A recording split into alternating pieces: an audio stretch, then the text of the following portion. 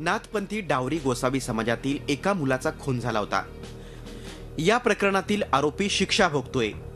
मात्र त्या तरुणाच्या हत्येला सगळेजण कारणीभूत असल्याचा ठपका ठेवून नाथपंथी डावरी गोसावी समाजाच्या जात पंचायतीनं या कुटुंबांना वाळीत टाकलं होतं। या कुटुंबांसोबत समाजानं रोटी बेटीसह कुठलेही संबंध ठेवायचे नाहीत असं फरमानच पंचांनी सोडलं होतं। तब्बल 648 गावांना वाळीत टाकल्याचं पत्र या पंचांनी पाठवलं होतं। तेव्हापासून हे कुटुंब गाव सोडून लोहा येथे पाल मांडून राहत आहेत। या जात पंचायतीचा अतिरेक सुरूच होता। काही दिवसांपूर्वी ठरलेलं लग्न या पंचांनी मोडलं। तेव्हा मात्र या अन्यायाविरोधात ही कुटुंब एकत्र आली। झी मीडियानं सुद्धा हा विषय लावून धरला।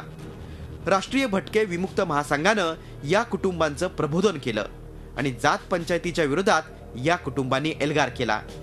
लोहा पोलीस स्थानकावर मोर्चा काढून या पंचांविरोधात फिर्याद देण्यात आली। यावेळी वाळीत टाकलेल्या पत्राची होळी करण्यात आली।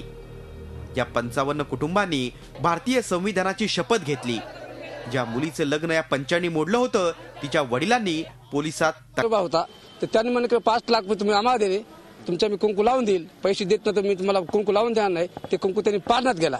4 पंचायत 4 पंचायत आम्हाला वाईट टाकले, त्यांना तात्काळ त्यांना अटक करण्यात यावं, कायद्याप्रमाणे गुन्हा दाखल करावा। लोहा पोलिसांनी जात पंचायतीचे प्रमुख पंच आप्पा शिंदेसह एकूण 4 जणांविरोधात गुन्हा दाखल केलाय।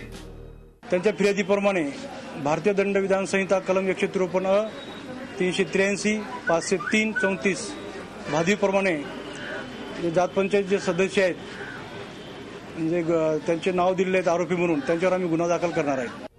पुरोगामी महाराष्ट्रात जात पंचायतीची मुळं खोलवर रुजली आहेत। हे नक्कीच वेदनादायी आहे। अलीकडेच वैदू समाजानं जात पंचायतीला मूठमाती दिली होती।